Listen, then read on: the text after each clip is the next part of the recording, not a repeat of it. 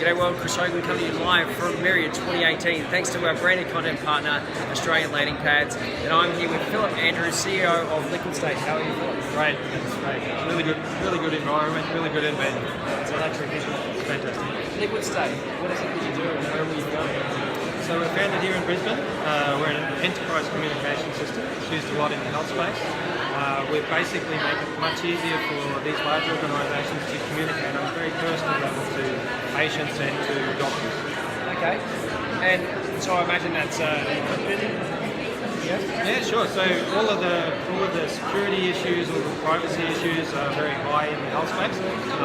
When we're working overseas, it's even higher. So in places like Germany and Switzerland, their understanding of what's important in terms of privacy and the way that they want their systems to work is at a much higher level than what we have in Australia. So yeah, that's a big part of what we do.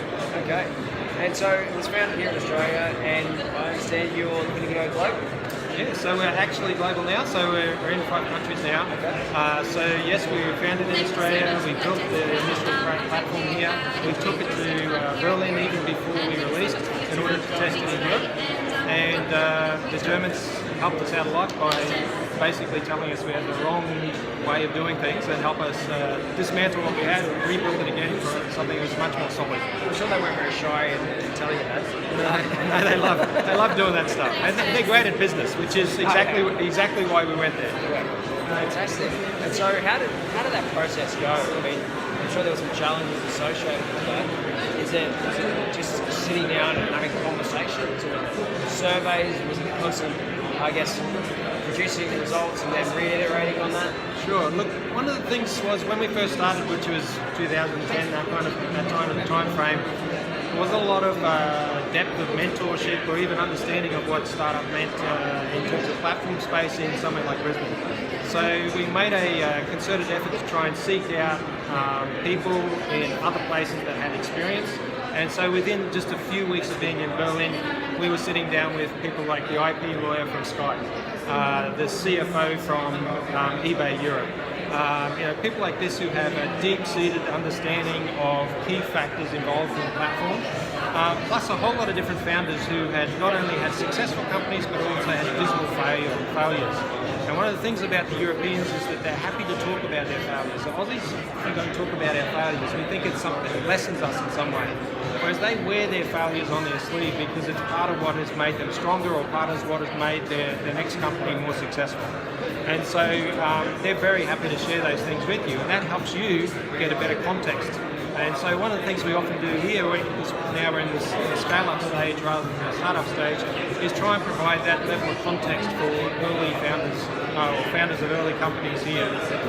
Talk to them about how the first time that we went to the UK we failed miserably, and why we failed miserably, and how that changed the way that we then went into building.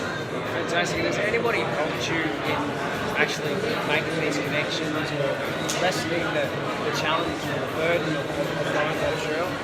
Sure. So we were actually in the Berlin landing pad. So those guys were, in particular, very good at doing connections for us. Australian landing pad. Correct. So they're very good at doing those connections for us. They opened the doors, they did the networking, they obviously have a good understanding of the culture. So the way we sell in those foreign markets is to try and establish a good solution with a primary kind of customer which has high profile, and then use that solution or that product to then engage channel partners who can then sell on the back of that in that local area. So having somebody in country understands the language, the nuances, the culture, is very important. And then I guess you've got these specific potential partners who understand the business side of things. So it's networking. It's everything. It's everything because you can have a great idea, but if you don't understand the cultural context that you're going in to try and sell, you won't sell it. So there's very big differences between the way that you sell in, say, Germany, Switzerland, UK, the US, Australia. Very big differences. And even if you're a very smart salesperson, if you don't have the language, you don't have the context, it's very difficult for you to be able to sell effectively a high value kind of proposition into those spaces.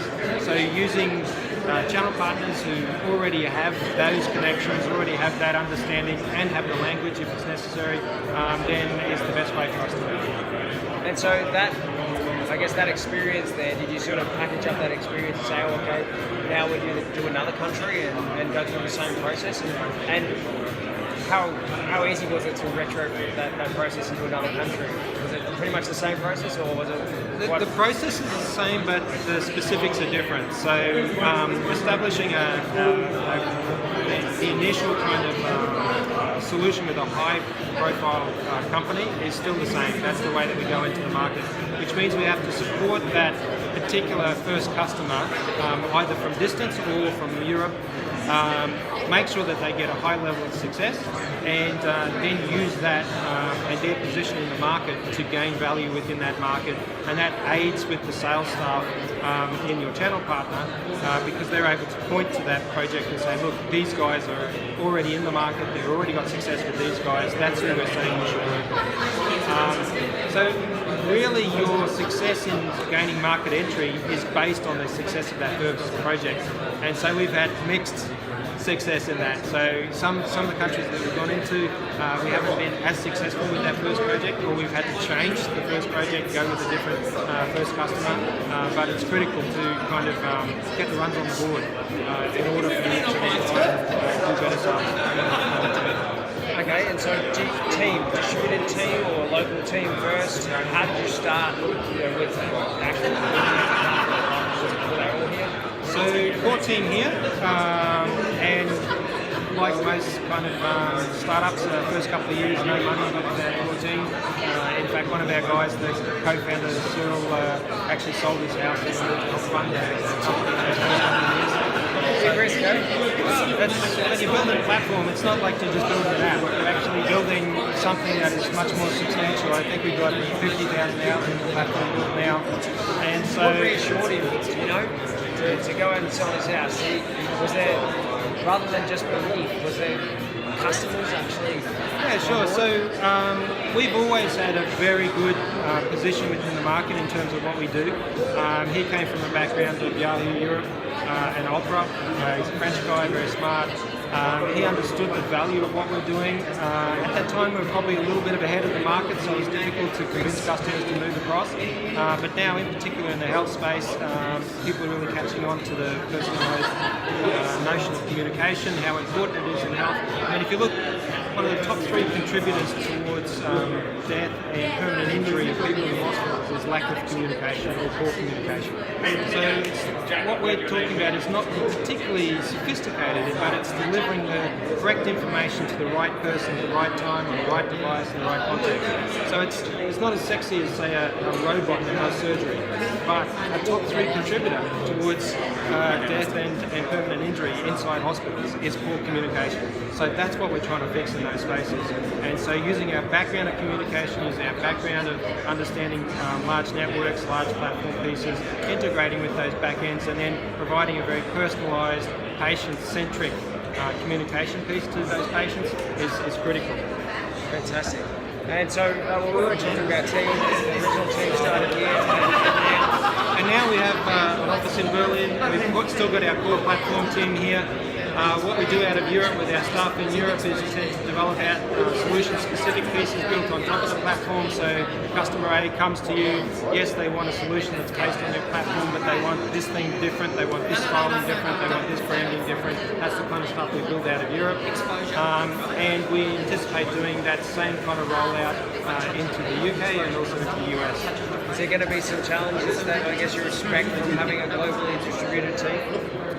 Yes, but I think, 20 years ago, a small company couldn't go international like this. You had to have 200, 300, 400 people in order to establish these kind of international entities and international footprint. That's not the case anymore. Technology helps us to do that. Where every night in our office here in Stones Corner, there's people talking to people in Hamburg, in London, in Geneva. It's Skype, it's virtual consultations, virtual meetings, working collaboratively on a range of different products. That kind of stuff, day-to-day kind of communications is kind of handled. What's not handled is what you get when you're actually sitting face to face, eye to eye, doing a high value deal, or when you have to sit with a team and educate them about integration piece or something like that. That still has to be done in country, and that's when it's tricky for a smaller company. Fantastic. Well, it's a great insight into your business. Thank you. And some of the challenges that you've had to overcome.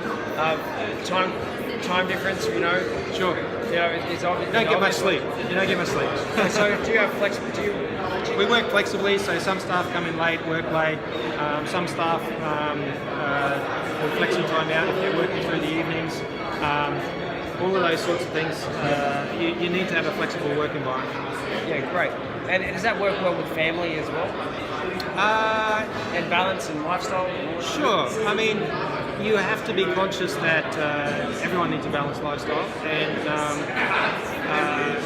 if your work environment is going to be sustainable, you have to provide a good environment for your employees, and that means if they're having to stay back late to talk to Europe, then they come in late, or they bank their time and take extra time off. And so we're cognizant of all those things. We've all got families, and it's short-term thinking to think that you can, run 24-hour sprints for longer than just a few days, to get things done quickly. You have to build a sustainable business, and that's as much about the culture within that business and how you treat your workers and how you treat your staff. The majority of our staff have shares in the company. They have skin in the game, and there's a good reason why they do that. It also means that, Anzac Day, we had guys working. I didn't ask them to work. They came in, the projects needed to be done. They were there working on those things. They'll take time elsewhere to recoup that. But when you've got passionate staff who are just as interested in making the company successful as you are, it makes everything much easier. Awesome. Good all-round conversation there. Thanks so much for that, Philip. My pleasure. Cheers. So, thanks very much to Australian Landing Page for bringing us here as branded content partners for Beach City. You too can be branded content partners. Just reach out to us. We're on facebook.com/Beach City Live.